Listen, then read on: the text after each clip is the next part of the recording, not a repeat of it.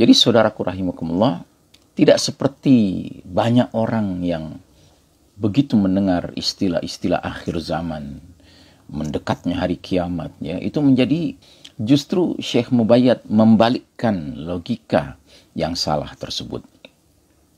Justru menurut Syekh Al-Mubayyad hafizahullah, jadi dengan kita mendalami alamatus sa'ah, kita akan memperoleh gambaran tentang kondisi umat Islam di setiap masa. Begitu juga dengan kita mengenali alamatus sa'ah, tanda-tanda akhir zaman, kita memperoleh obat yang mujarrab, obat yang tokcer untuk menjadi optimistik, menjadi penuh dengan rasa percaya diri dan rasa husnudzan billah, sangka baik kepada Allah Ta'ala bahwasanya al-mustaqbal li hadad din.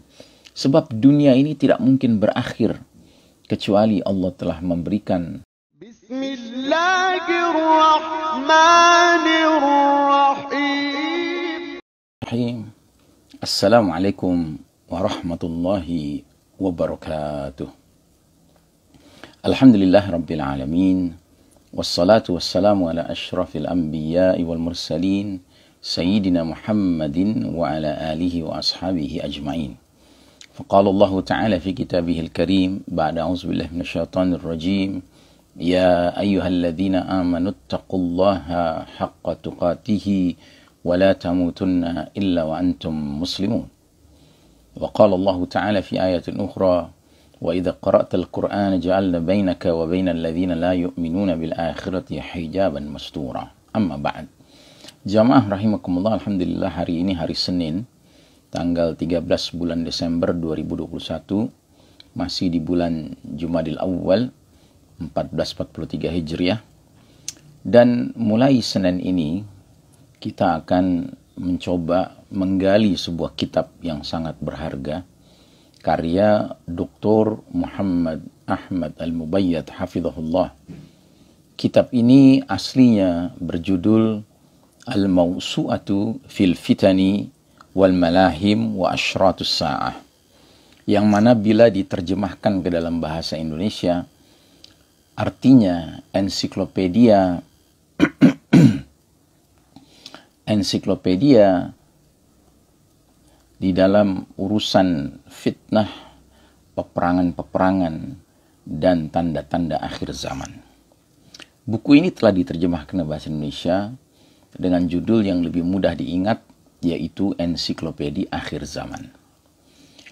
Di dalam buku ini banyak hal yang bisa kita temukan, karena buku ini adalah buku yang membicarakan tentang tema akhir zaman dengan pendekatan yang cukup unik, berbeda dengan kebanyakan kitab-kitab yang biasa kita baca, apalagi kitab-kitab klasik, ya. Nah, di dalam pembukaan dari buku ini kita akan coba kutip dan mengambil pelajaran darinya. Syekh Mubayyad menulis, orang yang menelusuri petunjuk Rasulullah SAW yang mulia akan menemukan sebuah bagian inti dari as-sunnah yang membicarakan tentang kejadian-kejadian masa depan yang akan dialami oleh umat Islam sampai Allah mewariskan bumi ini lengkap dengan segala isinya kepada umat Islam. Hal ini mungkin saja karena banyaknya hadis-hadis yang menyinggung tentang berbagai kejadian masa depan, baik itu yang menyangkut fitnah, termasuk perpecahan di tubuh umat Islam, peperangan, ataupun tanda-tanda dekatnya hari kiamat. Jika dilihat dari sudut pandang ini, maka ini merupakan bentuk rahmat Allah Ta'ala dan sebagai perwujudan kasih sayang Allah Ta'ala. Dari sudut pandang yang lain, hal ini termasuk perwujudan rasa kasih sayang seorang Rasul kepada umat manusia agar mereka waspada dan sadar terhadap berbagai peristiwa yang akan mereka alami. Nah, jika sumber yang penuh barokah ini, as-sunnah, ditilik lebih jauh, niscaya akan kita temukan berbagai faedah yang sangat besar. Dan ini menurut saya adalah hal yang paling penting dari pembukaan kitab ini, di mana Syekh Mubayyad mengatakan, Faedah tersebut ada 3. Yang pertama, memaparkan kondisi umat Islam di setiap masa. Yang kedua, obat yang mujarab bagi setiap penyakit yang melemahkan persatuan umat. Dan yang ketiga, sebagai busyra, kabar gembira, terlebih ketika semangat umat Islam mulai mengendor di bawah keterpurukannya, sehingga mempunyai semangat baru untuk terus melanjutkan perjuangannya. Jadi saudaraku rahimakumullah, tidak seperti banyak orang yang begitu mendengar istilah-istilah akhir zaman, mendekatnya hari kiamat, ya, itu menjadi semacam takut, gentar, khawatir, waspada, bahkan menjadi was-was terus-menerus. Justru Syekh Mubayyad membalikkan logika yang salah tersebut. Justru menurut Syekh Al-Mubayyad hafizahullah, kalau kita benar-benar mendalami berbagai an-nubuwah, berbagai prediksi-prediksi kenabian yang berkenaan dengan alamatus sa'ah, tanda-tanda akhir zaman, kita justru akan mendapatkan manfaat, faedah. Manfaat itu 3 yang disebutkan tadi. Mungkin lebih banyak lagi daripada 3 itu. Jadi dengan kita mendalami alamatus sa'ah, kita akan memperoleh gambaran tentang kondisi umat Islam di setiap masa, dari satu masa ke masa berikutnya dan seterusnya. Begitu juga dengan kita mengenali alamatus sa'ah, tanda-tanda akhir zaman, kita memperoleh obat yang mujarab, obat yang tokcer bagi setiap penyakit yang melemahkan persatuan umat. Ya. Kemudian yang ketiga, bahkan melalui alamatus sa'ah ini, setiap muslim yang benar-benar bertafakkur ketika mengamati alamatus sa'ah ini, dia memperoleh busyra, kabar gembira.